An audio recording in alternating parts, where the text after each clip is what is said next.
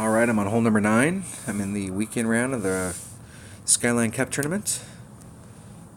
Let's see where I'm at here. If I can hit the right button. Hole number 9. Golf Clash Notebook. Alright. Alright, I'm using an extra mile. And once again, I'm sorry. I'm using a Kingmaker. Using one of the ones I won in the major last week. I won that major, and now that major's coming back and it's helping me out. So I'm going to use an extra mile and a sniper, and those are the only two things that I'm bringing. I'm leaving the rest of my bag at the clubhouse. And I'm going for Albie.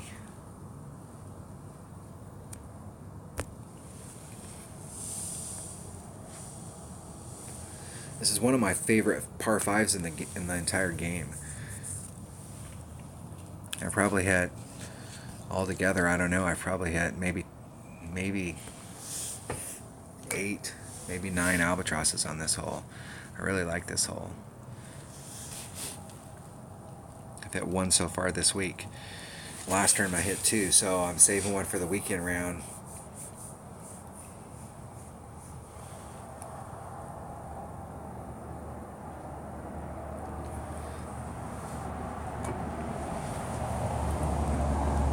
I'm not exactly sure what my opponent's doing down there. If you're going to lay up, why didn't you just bring a quarterback and lay up on the other side and just try and get to the first shadow? From the first shadow, if you bring a big dog, you can easily get over. But from right there, I'm not sure what that looks like. It looks like a long ways to me.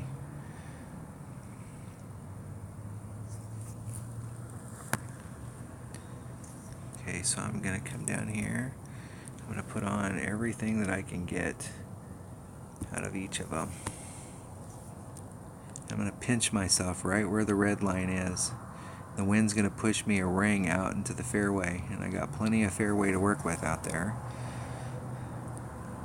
So I'm going to do a max curl, and I'm going to do just a titch of overpower. Just enough so that I know I'm doing some overpower. Hitting it perfect. Right in the middle of that fairway. And a little short of where I like to be. So I'm going to have to actually do the bounce over shot. I don't think I'm going to have...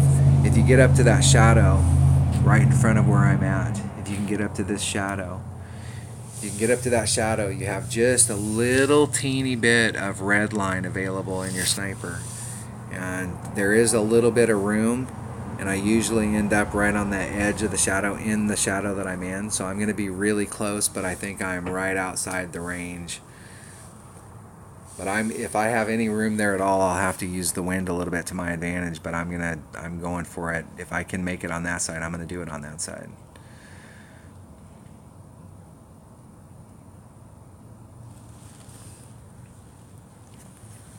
All right, what kind of Albie shot do we got here? How far are we into the red? We're way into the red line.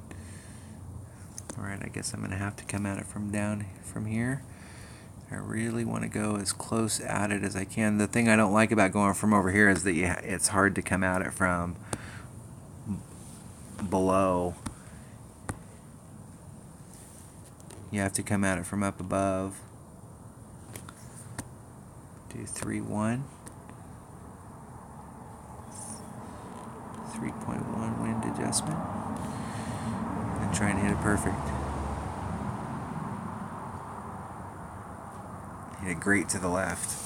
And if you're going to hit it great one way or the other on this type of hole, when you're on that type of slope, great to the left is okay. Because great to the left, when it drops and it engages, you see how short that was. I hardly ever come at it from up above. But that's the difference on that drive shot. Those shadows, I know from playing this hole enough and know those shadows out there, like which clubs, like if you're in that first shadow back there and you bring a big dog, you can easily make it over from here with a big dog or a guardian, and the gap here is short enough that the 2 topspin on a guardian will get you over easily. You don't have a super great shot at Albie, but it'll easily get you over for an easy eagle. And on this hole right here, getting an eagle in one-on-one will win you a lot.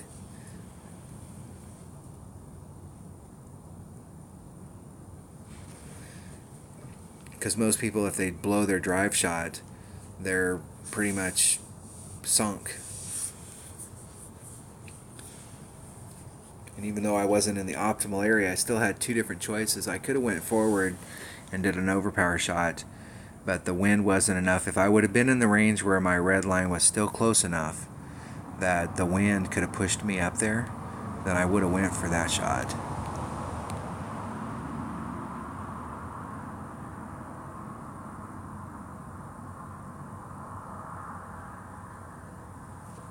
Isn't it perfect? In the hole. And if you have watched my videos for a while, I don't like to take long putts. I'm usually really close to the hole, so I don't like to take long putts.